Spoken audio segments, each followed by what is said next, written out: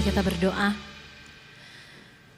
Benar ya Tuhan, kami adalah orang-orang yang berbeda, yang dijadikan satu di dalam Engkau. Dan saat ini dalam keberbedaan kami datang di hadapan Tuhan yang sama dengan kebenarannya yang mau kami pelajari dan mau kami dengarkan. Allah Roh Kudus, tolong setiap kami dalam keterbatasan, untuk setiap kami dapat mengerti, baik hamba-Mu yang menyampaikan maupun setiap kami yang mendengarkan, firman-Mu, pesan-Mu, teguran-Mu, dan ajaran-Mu untuk setiap kami. Terima kasih Tuhan Yesus yang baik, dalam nama-Mu kami berdoa dan kami mengucap syukur. Amin. Selamat pagi dan shalom Bapak Ibu Saudara sekalian. Iya, kita bersyukur untuk kesempatan yang Tuhan berikan bagi setiap kita. Kita masih boleh kembali datang ke rumah Tuhan, memuji memuliakan namanya, kita berdoa, dan saat ini kita sama-sama akan mendengarkan firman-Nya. Tema firman Tuhan hari ini adalah rangkaian terakhir dari tema persekutuan di sepanjang bulan Juli. Tema khusus yang diangkat oleh gereja kita. Tema hari ini ialah persekutuan yang sehat. Bapak Ibu Saudara sekalian, sepanjang 1 bulan terakhir kita sudah belajar banyak tentang yang namanya persekutuan. Kita belajar bahwa setiap kita adalah persekutuan orang percaya, di mana di dalamnya kita harus saling membangun. Kita harus saling hidup di dalam persekutuan. Dan hari ini persekutuan yang seperti apa yang harus kita hidupi? Tentunya persekutuan yang sehat. Bapak Ibu Saudara sekalian, di zaman ini kata persekutuan itu begitu sering kita dengar, tidak hanya di gereja, bisa jadi di tempat kerja, di sekolah, di media sosial, bahkan di dalam kalangan pergaulan kita. Hobi-hobi di zaman ini seringkali menciptakan sebuah persekutuan-persekutuan yang baru. Misalnya kalau hobi yoga, biasanya ibu-ibu, ciwi-ciwi ada gengnya sendiri, ada persekutuannya sendiri, atau mungkin hobi-hobi yang lainnya. Nah Bapak Ibu Saudara sekalian, tapi faktanya dari sekian banyak persekutuan yang ada di zaman ini, tidak sedikit persekutuan yang ternyata persekutuan itu tidak membangun dan tidak sehat. Banyak persekutuan yang akhirnya bukan semakin menyehatkan orang yang masuk di dalam persekutuan itu, tetapi menghasilkan banyak luka-luka yang tidak ingin untuk setiap kita tentunya, gak ada orang yang mau terluka. Entah itu luka batin, kehilangan jati diri, bahkan ekstrimnya kalau terjadi di dalam kehidupan seorang yang Kristen, kalau dia ketemu persekutuan yang gak sehat, itu bisa membawa dia jauh dari Tuhan. Bapak Ibu Saudara sekalian, persekutuan yang gak sehat itu apakah hanya terjadi di luar gereja? Enggak. Persekutuan yang gak sehat pun bisa terjadi di dalam gereja. Kenapa? Karena banyak gereja di zaman ini lebih mirip tempat perkumpulan daripada tempat persekutuan. Lebih sering ngumpulnya daripada bersekutunya. Lebih sering ngumpulnya daripada makna persekutuan itu benar-benar hadir dan hidup di dalam komunitas itu. Kenapa Bapak Ibu Saudara sekalian? Karena di zaman ini banyak orang ada di tempat yang sama, melakukan aktivitas yang sama, tapi ternyata nyatanya nggak ada kebersamaan di dalamnya. Di dalamnya nggak ada saling kenal, nggak ada saling mengasihi, nggak ada saling mempedulikan satu dengan yang lain. Bersekutu nggak? Iya. Lagi di tempat yang sama nggak? Iya. Tapi benar-benar bersama nggak? Belum tentu. Karena itu Bapak Ibu Saudara sekalian gak jarang. Kalau misalnya gereja itu hanya menjadi sebuah tempat perkumpulan, bukan menjadi sebuah tempat di mana orang-orang percaya bersekutu, gak jarang konflik itu terjadi. Gak jarang bagaimana sikap yang gak baik ada di luar gereja itu akhirnya masuk ke dalam gereja. Bisa jadi saling menjatuhkan, saling menjelekkan, curiga, prasangka, konflik dan lain sebagainya. Karena itu perlu kita kembali mempertanyakan, apa sih sebenarnya Tuhan memberikan kepada setiap kita persekutuan? Kenapa sih sesudah kita percaya sama Tuhan, Tuhan masukin kita di dalam sebuah persekutuan yang namanya persekutuan tubuh Kristus? Ngapain kita bersekutu di dalam kesatuan tubuh Kristus? Bapak Ibu Saudara sekalian, inilah yang perlu kita kembali ingat dan kita perlu kembali tekankan di dalam kehidupan setiap kita. Kita adalah orang-orang yang dikumpulkan untuk bersekutu bersama di dalam tubuh Kristus, karena kita adalah orang-orang yang dipanggil untuk saling mengasihi, saling melayani, dan saling membangun dalam kasih karunia. Kita perlu untuk ngerti bahwa kita nggak cuman perlu hadir di dalam sebuah persekutuan, tetapi kita benar-benar menjadi bagian dari persekutuan itu, tapi bagian yang menyehatkan, Bapak Ibu Saudara sekalian. Bukan menjadi bagian dari persekutuan yang menyakitkan. Menyakitkan bagi orang lain dan juga menyakitkan bagi diri kita sendiri. Kita perlu untuk menyehatkan persekutuan di mana kita berada. Seberapa kita pernah memikirkan saya perlu mengambil tindakan aktif untuk membuat persekutuan yang saya punya ini sehat di hadapan Tuhan.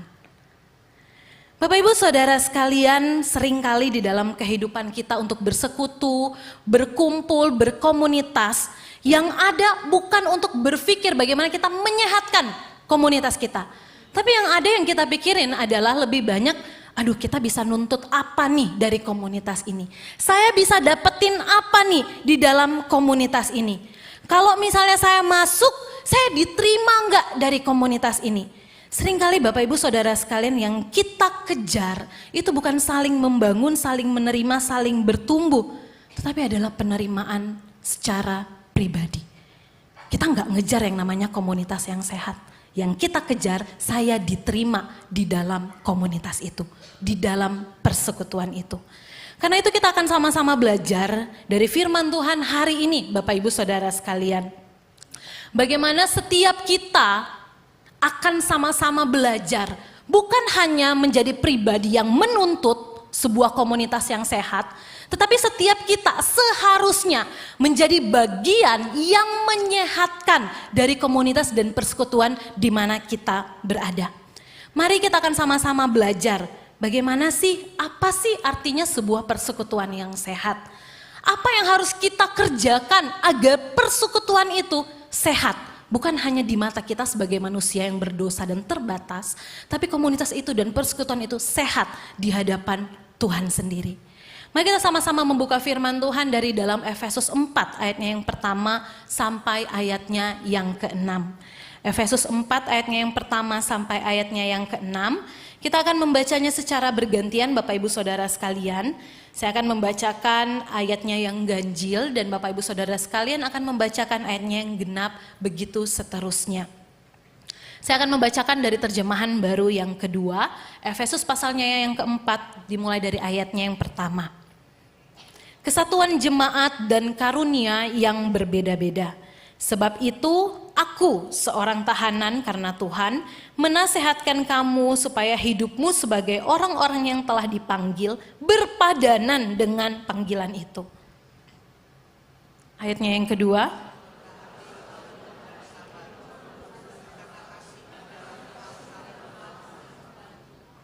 Dan berusahalah memelihara kesatuan roh dalam ikatan damai sejahtera.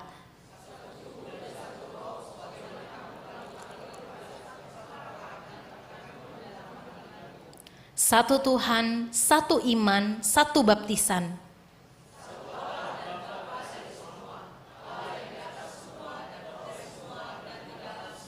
Demikianlah firman Tuhan. Bapak Ibu Saudara sekalian, sebuah persekutuan yang sehat bukan hanya menjadi sebuah kebutuhan bagi setiap kita. Ada nggak sih di antara kita yang mau bersekutu atau ngumpul sama orang-orang yang mungkin melukai kita, akan menyakitkan hati kita? Enggak ada pasti. Normalnya kita tuh pengen sebuah komunitas yang sehat, benar-benar sehat. Saya sendiri masuk ke dalamnya dan saya itu sehat. Tapi kita perlu kembali belajar dan mengingat. Kalau persekutuan itu bukan hanya sebuah kebutuhan dari setiap kita sebagai makhluk sosial, ternyata Bapak Ibu Saudara sekalian, persekutuan itu adalah sebuah keharusan, bukan cuma kebutuhan, tapi sebuah keharusan di dalam kesatuan tubuh Kristus. Mengapa itu menjadi sebuah keharusan? Mengapa persekutuan yang sehat itu harus ada di dalam sebuah komunitas orang percaya? Karena Bapak Ibu Saudara sekalian, persekutuan yang sehat adalah persekutuan di mana setiap kita di dalamnya dipanggil oleh Tuhan. Kalau misalnya kita sama-sama belajar Bapak Ibu Saudara sekalian, surat Efesus itu adalah dibagi menjadi 2 bagian. Pasalnya yang pertama sampai pasalnya yang ketiga, dilanjutkan pasalnya yang keempat sampai pasalnya yang keenam. Pasal 1 sampai 3 itu ngomongin soal doa dan pengajaran.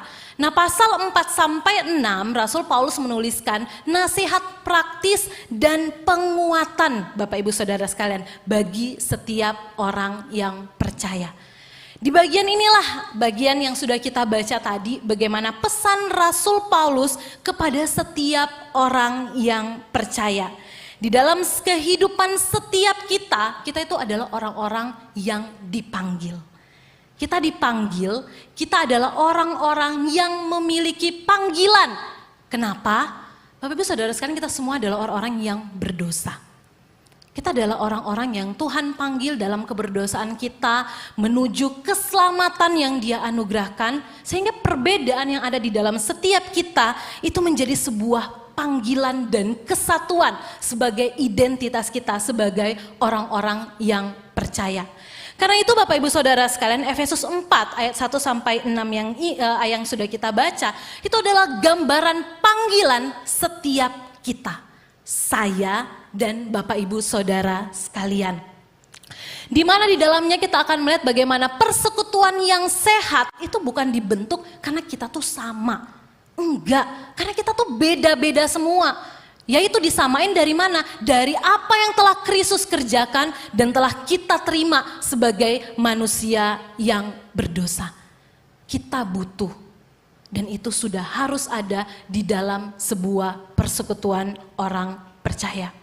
Persekutuan yang sehat itu adalah sebuah panggilan. Seberapa kita mengerti Bapak Ibu Saudara sekalian bahwa persekutuan yang sehat itu adalah sebuah panggilan.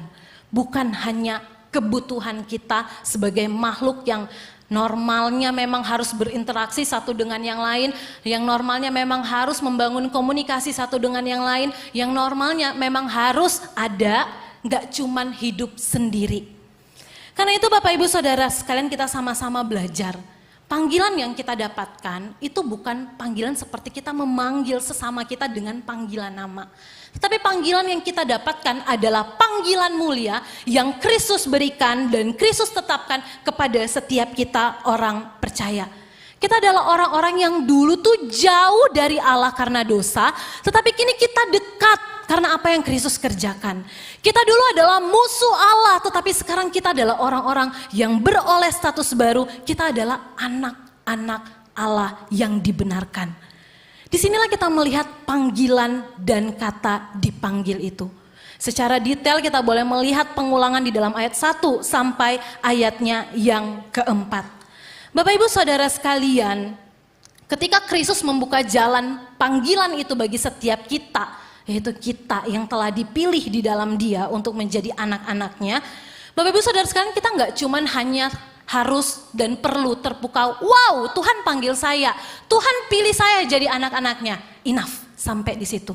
Enggak Bapak Ibu Saudara sekalian, Tuhan meminta kita untuk mengerjakan tanggung jawab. Tanggung jawab kita apa dengan panggilan yang kita terima? Hidup sepadan sebagaimana panggilan yang Kristus berikan bagi setiap kita. Bapak Ibu Saudara sekalian, sepadan. Kata ini adalah kata yang begitu menarik kalau kita memperhatikan ya. Bagaimana kalau misalnya suami istri ketemu, sepadan gak kira-kira? Bukan ngomongin soal ekonomi dan lain, tapi sepadan gak dari cara berpikir satu dan lainnya. Dan ini yang digambarkan Kristus di dalam kehidupan setiap kita. Kamu orang yang dipilih, dipanggil dan menerima panggilan Kristus. Hidup kamu harus kamu jalani dengan penuh tanggung jawab. Hidup sepadan dengan panggilanmu. Bapak Ibu Saudara sekalian, hidup sepadan dengan panggilan berarti kita tuh harus hidup dengan penuh kelayakan di hadapan Tuhan sebagaimana yang seharusnya. Bisa enggak? Enggak bisa Bapak Ibu Saudara sekalian.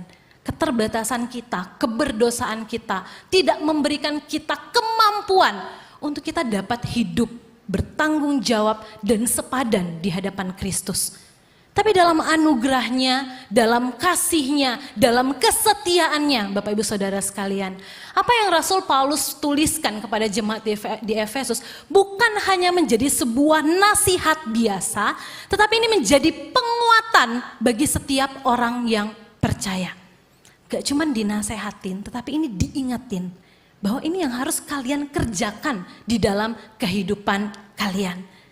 Sepadan dengan panggilan yang telah Kristus berikan.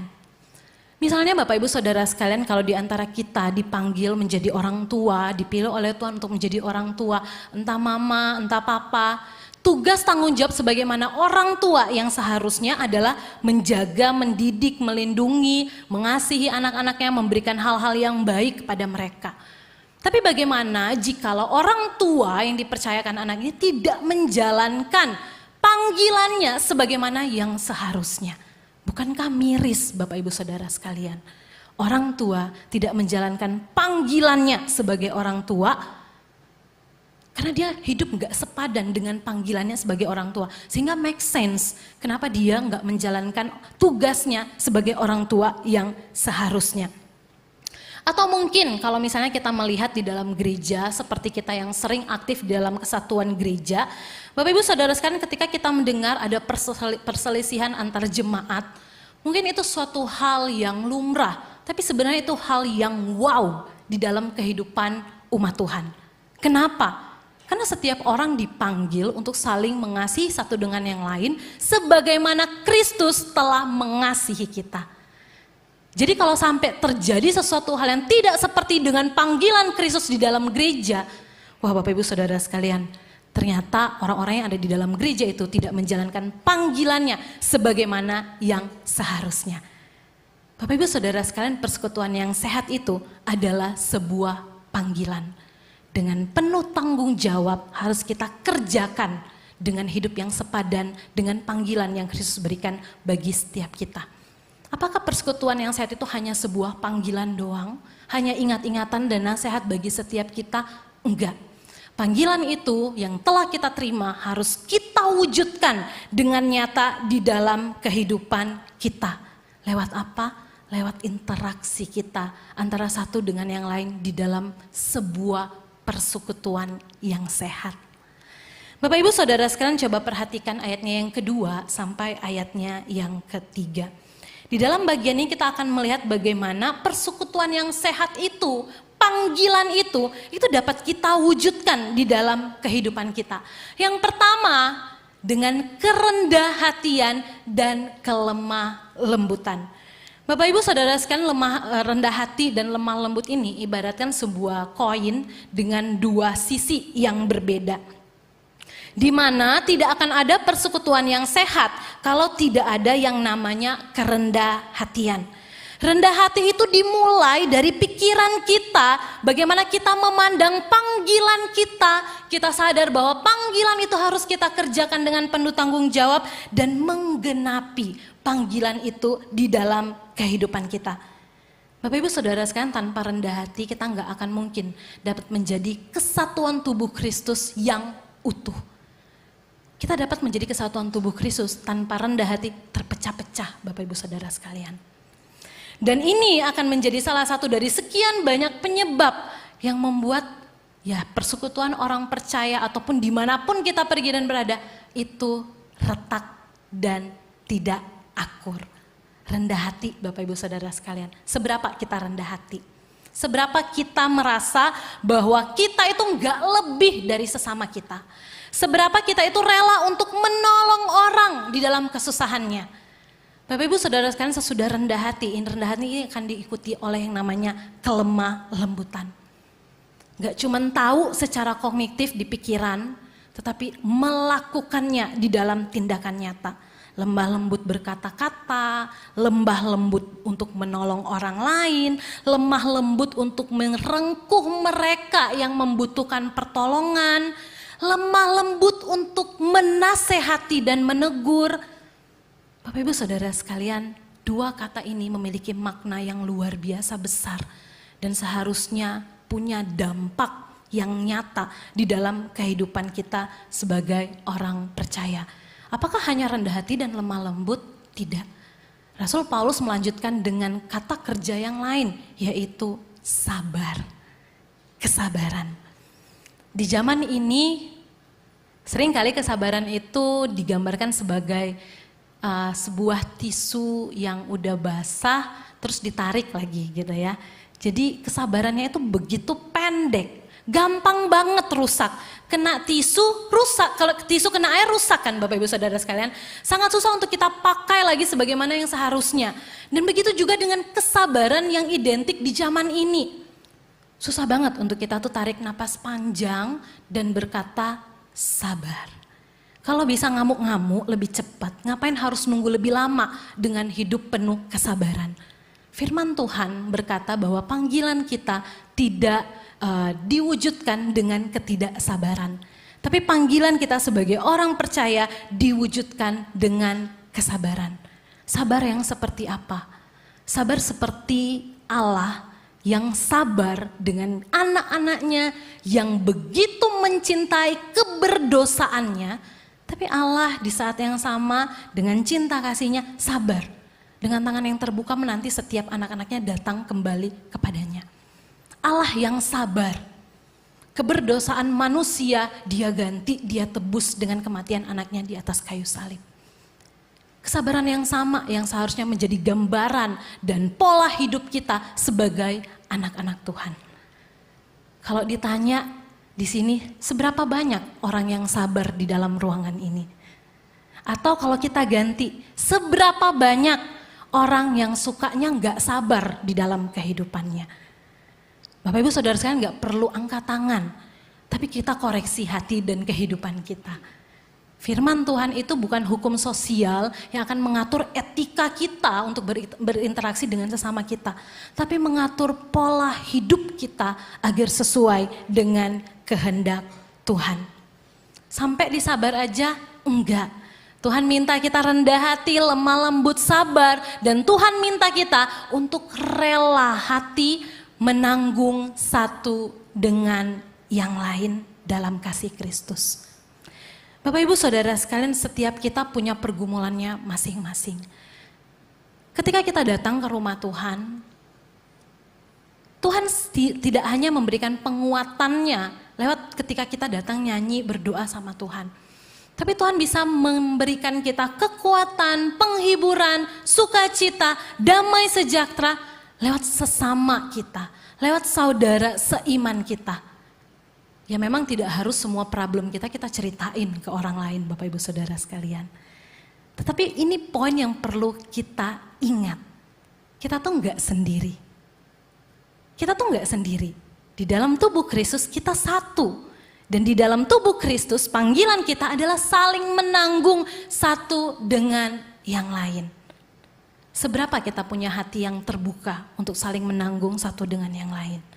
Atau mungkin ketika ada teman sesama kita mau cerita pun, aduh nantilah ya lagi sibuk gitu ya. Aduh banyak kerjaan dan lain sebagainya. Untuk mendengarkan aja kita tuh susah Bapak Ibu Saudara sekalian. Apalagi menanggung. Ini tanda awas yang perlu kita perhatikan bersama.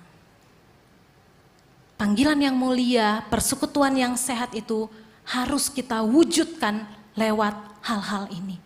Dan semua ini akan digabung Bapak Ibu Saudara sekalian.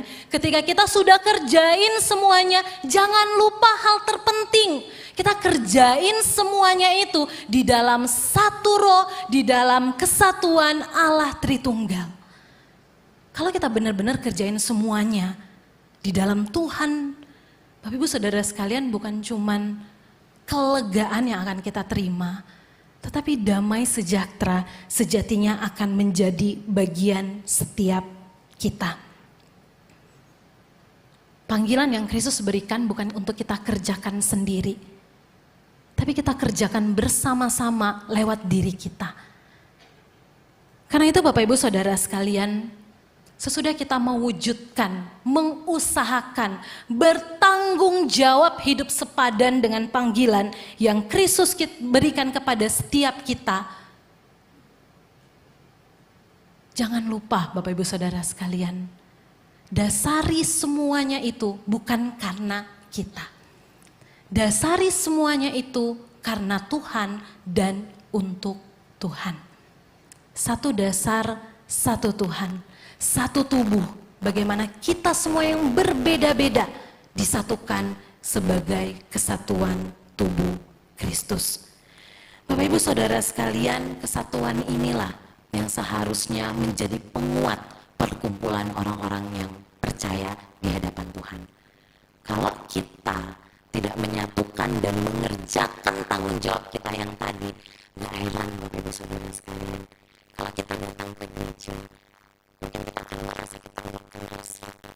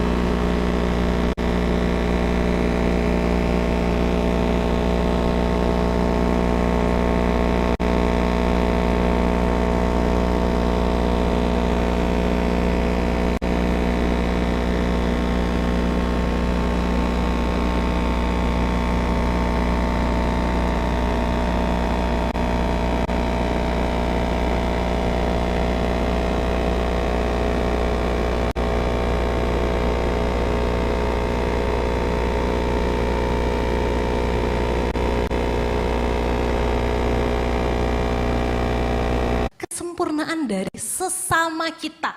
Pengertian dari sesama kita. Kita lebih pengen kita tuh klik, asik, kita selalu dimengerti, kita selalu disapa, kita selalu diterima dan lain sebagainya. Kita lebih sering menuntut lebih lagi, dan kalau bisa lebih lagi. Daripada Bapak Ibu Saudara sekalian, kita mengkoreksi diri kita yang seringkali menuntut itu. Atau mungkin contoh yang lain Bapak Ibu Saudara sekalian, bagaimana kita menciptakan persekutuan yang sehat itu dengan cara menghilangkan kata asumsi dan gosip di dalam persekutuan kita, di dalam komunitas kita. Bapak Ibu Saudara sekalian yang dikasihi Tuhan, persekutuan itu seringkali rusak bukan karena perbedaan. Karena memang faktanya ya semua berbeda, nggak ada yang sama selain persamaan yang Kristus berikan bagi setiap kita.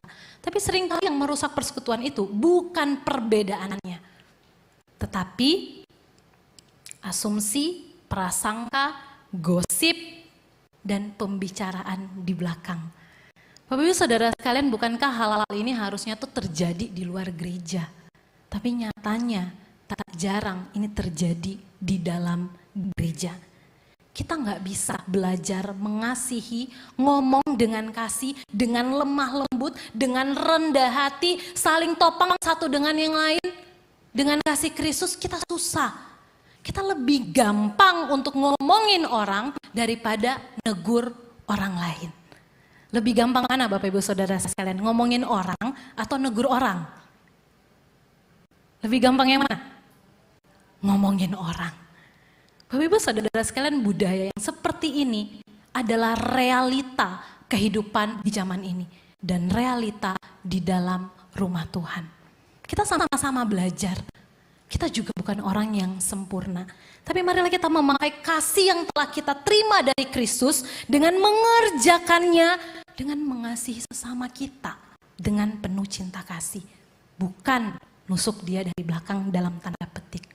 Atau mungkin banyak contoh yang lain yang Bapak Ibu Saudara sekalian punya sebagai pengalaman pribadi. Dan mungkin yang terakhir, kita dapat sama-sama belajar untuk menciptakan persekutuan yang sehat, bukan yang toksik. Dengan cara apa?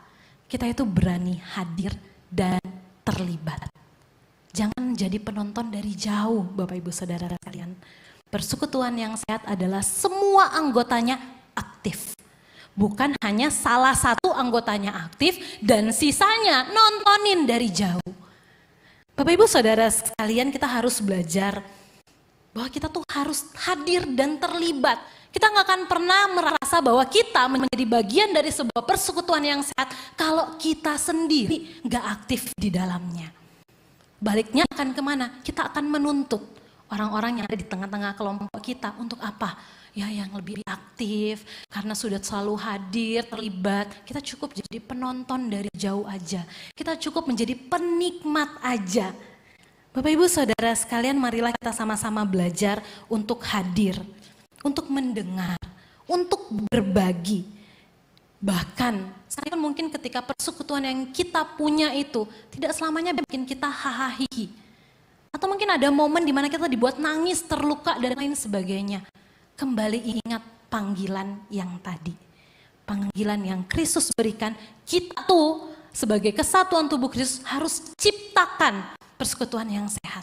Kita harus belajar untuk mengasihi sekalipun ada momen di dalam kehidupan kita terluka. Bapak Ibu Saudara sekalian, inilah yang akan membedakan kita dengan orang-orang yang gak kenal Tuhan di luar sana. Inilah yang akan menjadi penyatu kita dengan karakter kita yang berbeda-beda. Ciptakan persekutuan yang sehat, bukan yang toksik, bukan untuk kita, tapi sebagai bentuk panggilan yang nyata kita, yang sudah kita kerjakan di hadapan Tuhan. Bapak Ibu Saudara sekalian, persekutuan yang sehat itu tidak dimulai lebih dahulu dari orang lain. Kalau dari orang lain berarti kita nuntut tuh dari orang lain. Tapi persekutuan yang sehat itu semuanya dimulai dari diri kita sendiri. Diri kita yang sudah menerima cinta kasih Kristus di dalam kehidupan kita. Diri kita yang telah dipanggil Kristus dalam anugerahnya untuk menjadi kesatuan sebagai anak anak Tuhan. Karena itu Bapak Ibu Saudara sekalian, mari kita sama-sama lihat diri sendiri sebelum kita lihat orang lain. Jangan kita tuh butuh doang tapi kita nggak mau usahain. Jangan kita cuma mau doang tapi kita nggak mau kerjain. Kita butuh persekutuan yang sehat, butuh. Usahakanlah persekutuan itu menjadi sebuah persekutuan yang sehat. Persekutuan itu akan sehat kalau setiap kita itu mau dibentuk oleh kasih Kristus. Kalau kasih kita yang mendasari kasih kita untuk bersekutu dengan saudara seiman, gak akan bisa Bapak Ibu Saudara sekalian. Persekutuan itu menjadi sebuah persekutuan yang sehat. Kolose 3 ayat 14 sampai 15 berkata, di atas semuanya itu kenakanlah kasih sebagai pengikat yang mempersatukan dan menyempurnakan. Hendaklah damai sejahtera Kristus memerintah dalam hatimu, karena untuk itulah kamu dipanggil dalam satu tubuh, dan bersyukurlah. Kasih Kristus sudah setiap kita nikmati dan telah kita terima. Pakailah kasih itu untuk membuat orang-orang yang di sekitar kita terberkati. Untuk membuat kehidupan kita ini sebagai komunitas yang sehat berdampak untuk orang lain. Terlebih berdampak untuk kemuliaan nama Tuhan. Bapak Saudara sekalian, hanya orang sehat di dalam Kristus yang bisa menyehatkan persekutuan di sekitarnya. Seberapa kita sehat di dalam Kristus? Seberapa kita mampu menyehatkan persekutuan yang kita punya dan yang hadir dan ada di dalam kehidupan kita sebagai anak-anak Tuhan. Kristus mengasihi saya dan Bapak Ibu Saudara sekalian. Seharusnya setiap kita sehat di dalam Kristus. Karena yang kita terima sama. Kayak lagu yang tadi yang dinyanyikan sebelum firman Tuhan. Aku dan kamu satu dalam Kristus. Kalau kita satu sebagai kesatuan orang percaya yang sehat, karena fokusnya adalah Kristus dan kebenarannya, gak heran komunitas yang kita punya, persekutuan yang kita punya tentunya akan sehat juga. Mari kita sama-sama merefleksikan Bapak Ibu Saudara sekalian, seberapa kita sudah menjalankan tugas panggilan yang mulia dari Allah untuk kita menjadi berkat. Lewat komunitas, lewat persekutuan, lewat keluarga kita, lewat tempat kerja kita, lewat sekolah kita, atau bahkan di dalam gereja Tuhan, di dalam pelayanan yang Tuhan percayakan untuk kita kerjakan. Kita adalah orang-orang yang ciptain persekutuan yang sehatkah? Atau kita adalah orang-orang yang menciptakan persekutuan yang toksik, yang sakit, yang enggak sehat. Mari kita berdoa. Bapa di surga, terima kasih untuk kasih-Mu yang setiap kami boleh terima dan setiap kami boleh rasakan. Ajarlah kami ya Tuhan, dan terus ingatkan kami bahwa persekutuan yang sehat itu bukan karena orang lain, tetapi karena kami telah terlebih dahulu menikmati cinta kasih setia Tuhan dalam hidup kami, sehingga kami dapat menyalurkannya lewat komunitas kami, lewat persekutuan kami, lewat orang-orang yang ada di sekitar kami, sehingga persekutuan itu dapat menjadi sehat. Ajar kami bukan hanya butuh dan menuntut, tetapi kami adalah orang-orang yang mengerjakan panggilan itu dengan penuh tanggung jawab, karena hidup kami sepadan sebagaimana yang seharusnya sebagai anak-anak Tuhan yang telah menerima cinta kasih Kristus. Terima kasih Tuhan Yesus, tolonglah kami. Dalam nama Tuhan Yesus Kristus, Tuhan dan Juru Selamat kami yang hidup, kami berdoa dan mengucap syukur. Amin.